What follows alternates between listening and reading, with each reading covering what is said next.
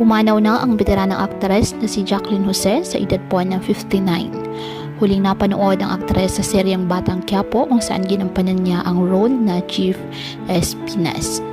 Sa ngayon, hindi pa po naglabas ng impormasyon ang pamilya sa sanhi po ng pagkawala ng nasabing aktres na napanood sa ilang mga sikat na palabas sa telebisyon. Si Jacqueline Jose ay isang kilalang aktres sa Pilipinas.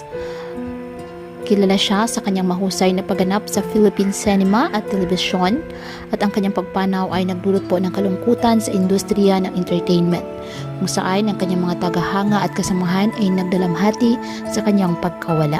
Isinilang siya bilang Mary Jane Gok sa Angeles City, Pampanga noong Oktubre 21, 1964 at nagsimula sa kanyang karera sa pag-arte noong dekada 80. Nag-iwan ito ng lungkot sa mundo ng entertainment.